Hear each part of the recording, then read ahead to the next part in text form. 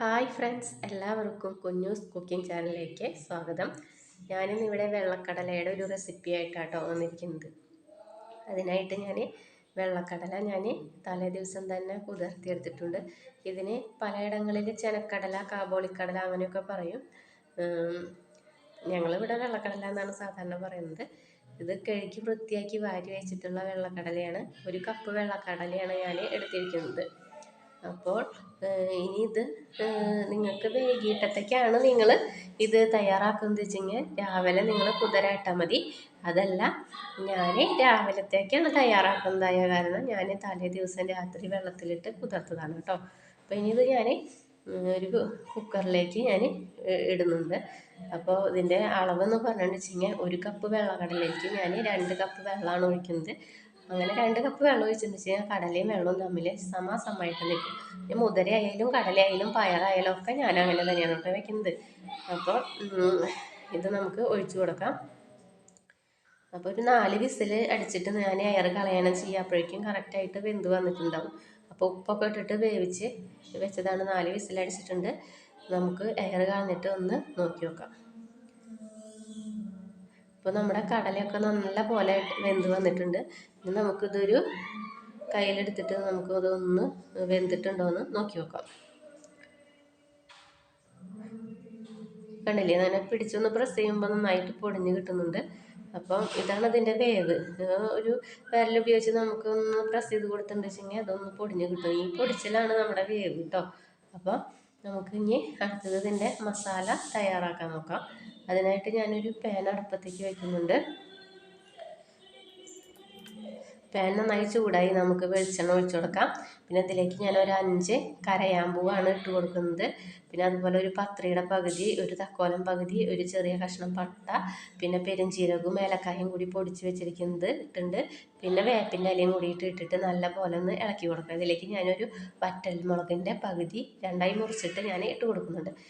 ചെറുതായിട്ട് ഉള്ള 2 സവോളയാണ് കൊത്തി അരിഞ്ഞത് ഞാൻ നന്നായിട്ടൊന്ന് വഴറ്റി കൊടുക്കുന്നുണ്ട്.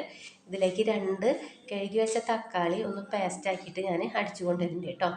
ഇതിലേക്ക് ഞാൻ വെളുത്തുള്ളിയുടെയും ഇഞ്ചിയുടെയും പേസ്റ്റ് ഞാൻ 1/2 ടീസ്പൂൺ ഇട്ട് കൊടുത്തിട്ട് നല്ല പോലെ ഈ തക്കാളി പേസ്റ്റും കൂടിയിട്ട് നല്ല പോലെ ഒന്ന് വഴറ്റിയിട്ട് എടുക്കുന്നുണ്ട്. ഇപ്പോൾ ഇതിലേക്ക് വെള്ളം എന്ന് പറഞ്ഞത് ഞാൻ ഈ തക്കാളിയുടെ പേസ്റ്റ് ഒന്ന് കഴുകിയത് ഒരു 1/2 ഗ്ലാസ് തേച്ചുണ്ടാവില്ല. അത് മാത്രമാണ് ഞാൻ ഒഴിച്ചിട്ടുള്ള. വേറെ വെള്ളമൊന്നും ഞാൻ ആഡ് ചെയ്തിട്ടില്ല. ഇതിലേക്ക് ഒരു 1/4 ടീസ്പൂണ് മഞ്ഞൾപ്പൊടി ഞാൻ ഇട്ട് കൊടുക്കുന്നുണ്ട്. പിന്നെ ഊണിൻ്റെ കൂടെ കഴിക്കാനായ കാരണം ഞാൻ ഇതിലേക്ക് എരിവ് കുറച്ച് കൂടുതലായിട്ടാണ് കേട്ടോ ഇട്ട് കൊടുക്കുന്നത്. നിങ്ങൾക്ക് എരിവ് കുറവാണെന്ന് വെച്ചെങ്കിൽ നിങ്ങൾ 1.5-2 ടീസ്പൂണോളം മുളക് പൊടി ഇട്ടാൽ മതി. ഞാനിവിടെ 3 ടീസ്പൂണ് മല്ലിപ്പൊടി ഇടുന്നുണ്ട്. ഈ മല്ലിപ്പൊടിയും പിന്നെ മഞ്ഞൾപ്പൊടിയും കൂടിയിട്ട് നല്ല പോലെ ഒന്ന് ഇളക്കി കൊടുക്കാം. അതൊന്ന് വഴറ്റി നന്നായിട്ടൊന്ന് വരുമ്പോഴേക്കും നമുക്ക് 3 ടീസ്പൂണ് മുളകും കൂടിയിട്ട് ചേർത്ത് കൊടുക്കാം. ദോശയിലേക്കൊക്കെയാണ് വെച്ചെങ്കിൽ വെള്ളപ്പത്തിൻ്റെ കൂടെയൊക്കെയാണ് വെച്ചെങ്കിൽ ഇത്ര എരിവിൻ്റെ ആവശ്യമില്ല കേട്ടോ.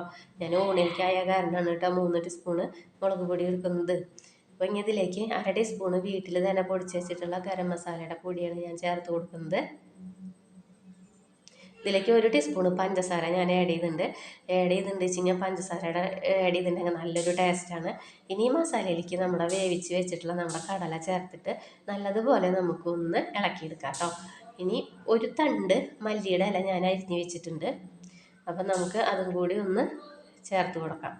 മല്ലിയുടെ തണ്ടൊക്കെ ഒന്ന് അരിഞ്ഞ് ചേർത്തിട്ട് വെച്ചെങ്കിൽ തിള വരുമ്പോൾ തന്നെ നമുക്ക് ഒരു പ്രത്യേക തരം നല്ലൊരു മണമാണ്. അപ്പോൾ തന്നെ ശരിക്കും ഒരു ഹോട്ടലിൽ നിന്ന് നമുക്ക് കിട്ടണ കടലക്കറിയുടെയൊക്കെ ശരിക്കുള്ള ഒരു ഫ്ലേവറാണ് കേട്ടോ വരിക. ഇനി ഇത് ഒരു പാത്രത്തിലേക്ക് നമുക്ക് മാറ്റി കൊടുക്കാം. അപ്പോൾ നമ്മുടെ കടലക്കറിയൊക്കെ ഇവിടെ റെഡി ആയിട്ടുണ്ട്. വളരെ പെട്ടെന്ന് സിമ്പിളായിട്ട് നമുക്ക് ഹോട്ടലിൽ നിന്ന് കഴിക്കുന്ന അതേ ടേസ്റ്റ് നമുക്ക് വീട്ടിൽ തയ്യാറാക്കിയെടുക്കാവുന്നതാണ്. നിങ്ങളൊന്ന് ട്രൈ ചെയ്ത് നോക്കണം കേട്ടോ. അപ്പം എൻ്റെ ചാനൽ നിങ്ങൾക്ക് ഇഷ്ടമാവുകയാണെങ്കിൽ ഒന്ന് സബ്സ്ക്രൈബ് ചെയ്യണം. അതേപോലെ തന്നെ ബെൽ ബട്ടൺ ഒന്ന് അമർത്തണം. അതേപോലെ തന്നെ വീഡിയോ സ്കിപ്പ് ചെയ്യാണ്ട് കാണാനും ലൈക്ക് ചെയ്യാനും ഷെയർ ചെയ്യാനും മറക്കരുത് കേട്ടോ. താങ്ക്